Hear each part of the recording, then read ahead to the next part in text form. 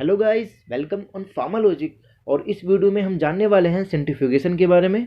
Centrifugation बहुत ही important topic है हमारे फार्मास्यूटिकल इंजीनियरिंग का। और इस वीडियो में हम जानेंगे कि सेंट्रीफ्यूगेशन होता क्या है, इसके ऑब्जेक्टिव क्या है, एप्लीकेशन क्या है इनकी, और थ्योरी ऑफ सेंट्रीफ्यूगेशन क्या होती है। और एंड में हम जानेंगे कि जो सेंट्रीफ्यूज होते हैं हमारे, उनकी क्या क्या क्लासिफिकेशन है। So let's start. Centrifugation basically एक प्रोसेस है जिसमें हम डिफरेंट पार्टिकल्स को उनके साइज के अकॉर्डिंग और डेंसिटी के अकॉर्डिंग उनको हम सेपरेट करते हैं। सो इसकी डेफिनेशन क्या है? Centrifugation is the process in which centrifugal force is use as a driving force for phase separation.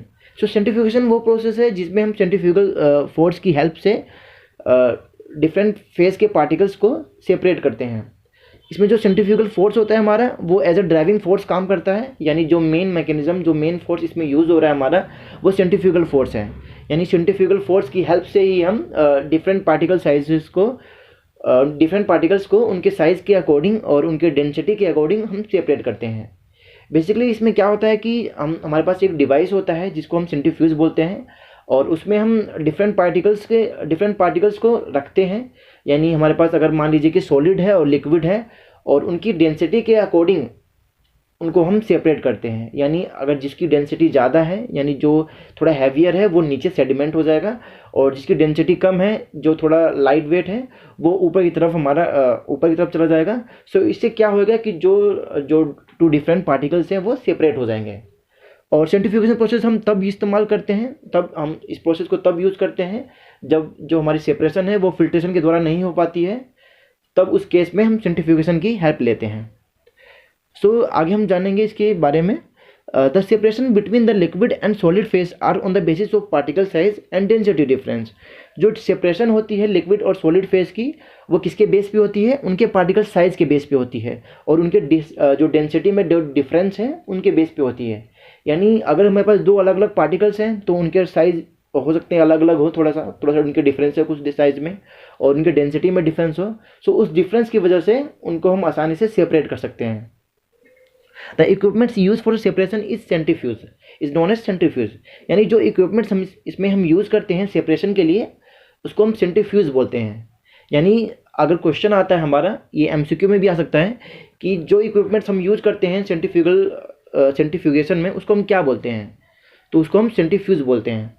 Centrifugation is widely use when filtration process is not applicable. मैंने आपको पहले बताया कि जो सेंट्रीफ्यूगेशन प्रोसेस है उसको हम तब इस्तेमाल में लाते हैं, यानी उस प्रोसेस को तब हम यूज़ करते हैं जब फिल्ट्रेशन के द्वारा जो हमारा सेपरेशन है वो नहीं हो पाता है। उस केस में हम सेंट्रीफ्यूगेशन का इस्तेमाल करते हैं। It is mainly use for the separation of highly viscous mixture and for colloidal dispersion. इसको मेनली हम किस सब्सटेंस के लिए यूज़ करते हैं? उस सब्सटेंस के लिए यूज़ करते हैं जिसकी जो विस्कोसिटी हो बहुत ज़्यादा होती है।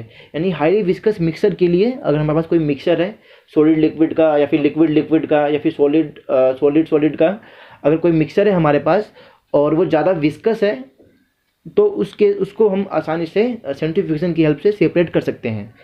और एंड फॉर कोलाइडल डिस्पर्जन, यानी जो कोलाइडल डिस्पर्जन होते हैं हमारे, जिनका पार्टिकल साइज 5 mm से कम होता है, उसके लिए भी हम सेंट्रीफ्यूगेशन प्रोसेस का इस्तेमाल करते हैं। वहाँ भी हम जो सेपरेशन होती है वो हो जाती है हमारी। आगे हम जानेंगे इसके ऑब्जेक्टिव्स के बारे में कि क्या क्या इसके ऑब्जेक्टिव हैं, यानी हम क्यों सेंट्रीफ्यूगेशन करते हैं। So to separate the immiscible liquids, mainly हम अगर हमारे पास इमिसिबल लिक्विड्स हैं, यानी जो लिक्विड्स हैं वो आपस में मिसिबल नहीं हैं, उस केस में भी हम इसको इस्तेमाल करते हैं centrifugation. To purify the component by removing impurities in that supernatant liquid. और मान लीजिए कि जैसे कि फॉर एग्जांपल के तौर पे, जैसे कि हमारे पास अगर एक गिलास है, उसमें पानी का गिलास है, और इसमें आप अगर रेत मिला देते हैं और उसको हम ढक देते हैं, फिर अगर हम गिलास को हिलाते हैं ऊपर से, तो आप देखेंगे कि जो रेत होगा वो नीचे की तरफ सेडिमेंट हो जाएगा, और जो हमारे पास लिक्विड होगा वो क्लियर, मतलब कुछ टाइम बाद वो ऊपर आ जाएगा और वो क्लियर लिक्विड हो जाएगा। तो इस केस में मतलब जो हमने सेपरेशन की है, मतलब हमने जो लिक्विड है उसको हमने प्योरीफाई कर दिया है। जो ऊपर सुपरनेटेंट लिक्विड, यानी जो ऊपर लिक्विड है हमारी, वो बिल्कुल क्लियर रहेगी, और जो भी हमारी इम्प्योरिटीज़ रहेगी वो नीचे की तरफ बैठ जाएगी। तो ये एक एग्जांपल है। मतलब अगर हमारे पास ऐसा कुछ लिक्विड है जिसमें कुछ मिला हुआ है, तो उस केस में भी हम अगर उनको सेपरेट करना है तो हम सेंट्रीफ्यूगेशन की हेल्प से उनको सेपरेट कर सकते हैं। और थर्ड है हमारा to separate crystalline drug from mother liquid. यानी जो क्रिस्टलाइन ड्रग्स होती है हमारी, उसको हम भी सेपरेट कर सकते हैं मदर लिक्विड से। यानी कुछ सस्पेंशन है हमारे पास और हमने सस्पेंशन बनाया, लेकिन हमें जो उसका मेन जो मेडिसिन है, जो केमिकल है, उसको सेपरेट करना है लिक्विड से। सो उस केस में भी हम सेंट्रीफ्यूगन की हेल्प से उसको सेपरेट कर सकते हैं। फोर्थ है हमारा to set the emulsion and suspension for creaming and sedimentation at accelerated speed. यानी जो इमल्शन है हमारे पास, ये सस्पेंशन है, उसको अगर क्रीमिंग हम कराना चाहते हैं उसकी, यानी इसको क्रीम के फॉर्म में कराना चाहते हैं, तो उस केस में भी हम सेंट्रीफ्यूगन की हेल्प ले सकते हैं। वहाँ भी हम इसको एक एक्सीलरेटेड स्पीड पे सेडिमेंट करा करके क्रीमिंग के फॉर्म में इसको हम कन्वर्ट कर सकते हैं। अगला है हमारा इसकी एप्लीकेशन क्या क्या है, यानी कहाँ कहाँ अप्लाई करते हैं इसको। सबसे पहला जो एप्लीकेशन है इसका, प्रोडक्शन ऑफ बल्क ड्रग्स, यानी अगर हमारे पास बहुत बल्क अमाउंट में ड्रग हमें प्रोड्यूस करना है तो वहाँ भी हम सेंट्रीफ्यूगन का इस्तेमाल करते हैं। Production of biological products, biological product के प्रोडक्शन के लिए भी हम इसको इस्तेमाल करते हैं। बायोफार्मास्यूटिकल एनालिसिस ऑफ ड्रग, और कुछ ड्रग की एनालिसिस करने के लिए भी जो बायोफार्मास्यूटिकल ड्रग्स होती है हमारी, उनकी एनालिसिस के लिए भी हम इसको यूज़ करते हैं। Evaluation of suspension and emulsion, suspension और इमल्शन की इवैल्यूएट करने के लिए, यानी उसकी प्योरीफिकेशन चेक करने के लिए, उस केस में भी हम सेंट्रीफ्यूगन का इस्तेमाल करते हैं। Determination of molecular weight of colloid, यानी जो कोलॉइड का मॉलिक्यूलर वेट अगर हमें डिटरमाइन करना है तो इस केस में भी हम सेंट्रीफ्यूगन का इस्तेमाल कर सकते हैं। और use for the separation of blood cells from blood, और ब्लड सेल से मतलब ब्लड सेल्स को अगर अलग करना है तो उस केस में भी हम सेंट्रीफ्यूगन का इस्तेमाल कर सकते हैं। सो आगे हम जानेंगे इसकी थ्योरी के बारे में।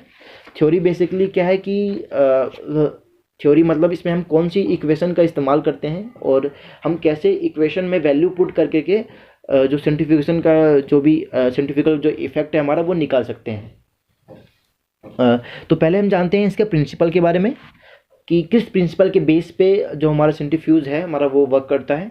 The centrifuge involve the principle of sedimentation. Sedimentation जो मेन इसमें प्रिंसिपल है हमारा वो सेडिमेंटेशन। सेडिमेंटेशन क्या है, मतलब कि नीचे की तरफ सेडिमेंट हो जाता है, जो जिसका डेंसिटी ज़्यादा है, जो हैवियर सब्सटेंस है वो नीचे की तरफ सेडिमेंट हो जाएगा, और जो लाइटर सब्सटेंस है वो ऊपर की तरफ रह पाएगा, तो इससे सेपरेशन हो पाएगी हमारी। Where the acceleration at centrifugal force cause denser substance to separate along the radial direction at the bottom of the tube and lighter object will tend move up to the tube।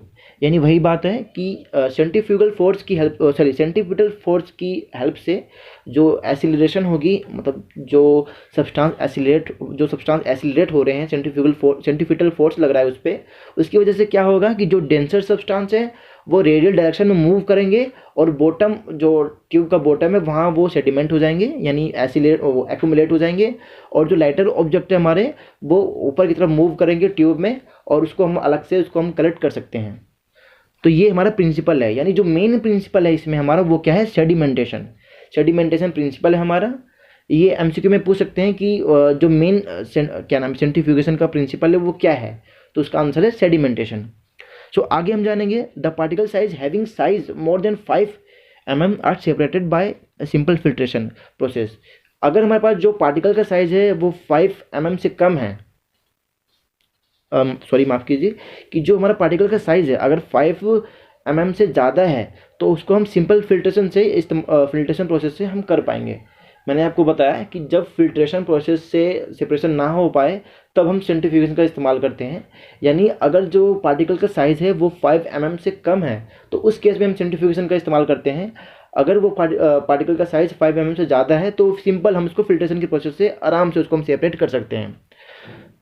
while the particles have size 5 mm और less do not sediment gravity। वो sediment gravity मतलब ग्रेविटीली वो sediment नहीं होगा, और उस case में हमें सेंट्रीफ्यूगल की हेल्प लेनी पड़ेगी। सो दैट्स वाई अगर हमारे पास पार्टिकल साइज 5 mm से ज़्यादा है तो उसको हम सेंट्रीफ्यूगेशन की हेल्प से सेपरेट कर सकते हैं।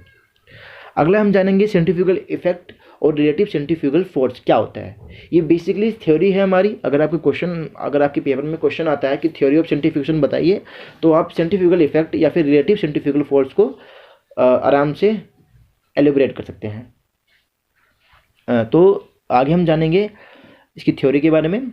सो आप यहाँ पे एक डायग्राम देख रहे हैं, एक सर्कल है जिसमें एक रेडियस है हमारा r, और एक हमारा जो इसमें एक बॉडी है जिसका मास है mkg, वो रोटेट कर रही है उसके रेडियस पे, और जो इसकी वेलोसिटी है वो v मीटर है। तो आगे हम इसके जो इक्वेशन है वो निकालेंगे। consider a body of mass m kg rotating in a circular path of radius r meter at a velocity of v meter per minute। यानी एक बॉडी है जिसका मास है m kg, यहाँ मैंने m शो कर रखा है, वो मूव कर रही है, रोटेट कर रही है एक सर्कुलर पाथ पे, एक रेडियस पे, जो रेडियस है r मीटर, और एक वेलोसिटी पे वो मूव कर रही है जिसकी वेलोसिटी क्या है v मीटर पर मिनट, यानी पर मिनट वो v मीटर मूव कर रही है। और the force F acting on the body in radial direction is given by, यानी जो फोर्स यहाँ पे लग रहा है बेसिकली ये फोर्स कौन सा फोर्स है, सेंट्रीफ्यूगल फोर्स है हमारा, क्योंकि सेंट्रीफ्यूगल फोर्स लग रहा है तभी वो मतलब सेंट्रीफ्यूगल फोर्स की हेल्प से तो मूव कर पा रही है वो, यानी जो फोर्स उसमें लग रहा है जो रोटेशन में वो कौन सा है, सेंट्रीफ्यूगल फोर्स है। तो सेंट्रीफ्यूगल फोर्स का क्या फॉर्मूला होता है, mv²/r, यानी जो फोर्स का फॉर्मूला है वो क्या है, mv²/r।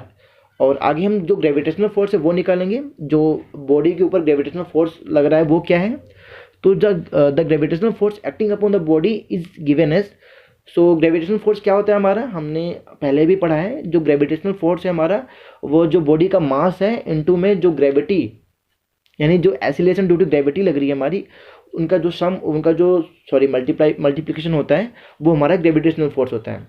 यानी जी का फॉर्मूला क्या हो जाएगा, m इंटू में जी, छोटा m यानी मास जो है बॉडी का, और g यानी एसिलेशन ड्यू टू ग्रेविटी।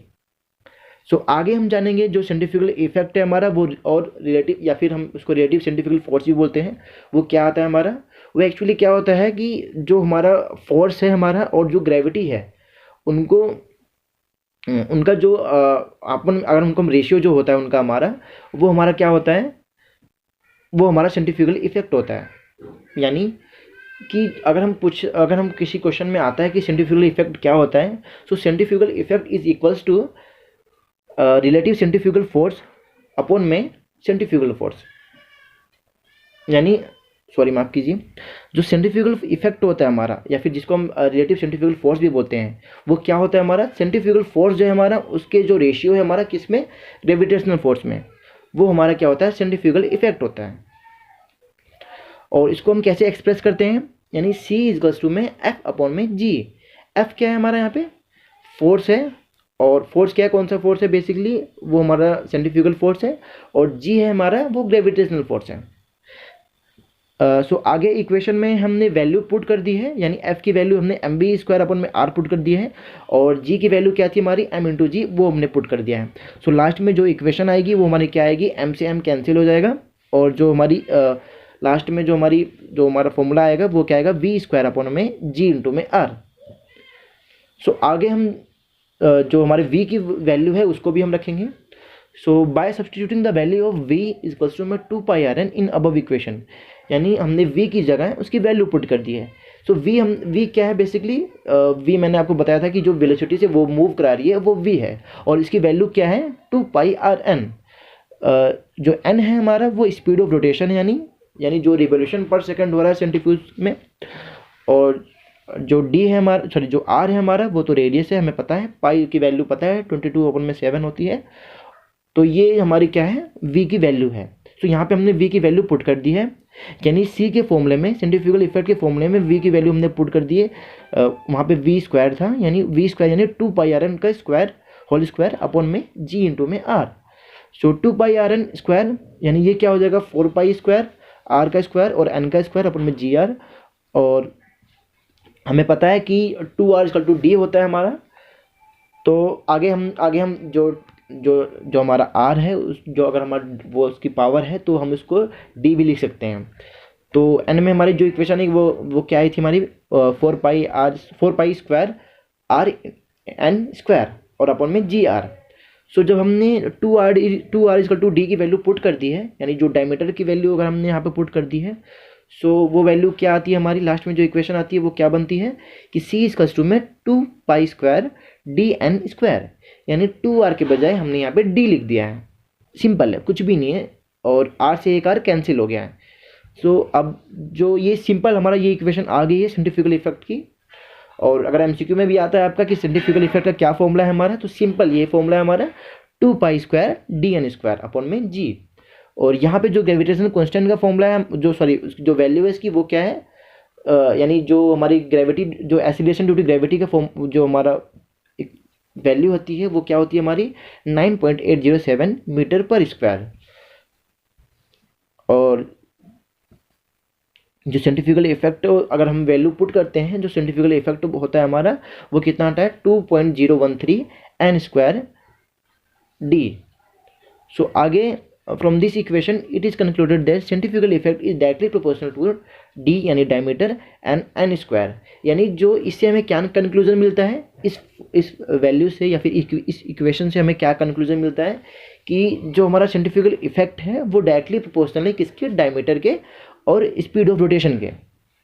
आगे हम जानेंगे इसकी क्लासिफिकेशन के बारे में, इसकी जो क्लासिफिकेशन है वो क्या क्या है सेंट्रीफ्यूज की। तो इसको हमने चार जो हमारे सेंट्रीफ्यूज होते हैं वो मेनली चार तरीके से क्लासीफाई किए गए हैं। जो पहला है हमारा वो परफोरेटेड बास्केट सेंट्रीफ्यूज है, दूसरा है हमारा नॉन परफोरेटेड बास्केट सेंट्रीफ्यूज, और थर्ड है हमारा सेमी कंटिन्यूअस सेंट्रीफ्यूज, और फोर्थ है हमारा super centrifuge. So next video में हम जानेंगे इनके बारे में। Thank you so much video पूरा देखने के लिए। प्लीज़ चैनल को सब्सक्राइब करें, लाइक करें और शेयर करें। और प्लीज़ जो भी डाउट आता है या फिर जो भी मेरी गलतियां हैं, अगर आपको लगता है कि मैंने कुछ गलती की है, सो प्लीज़ उसको कमेंट में करें। Thank you so much.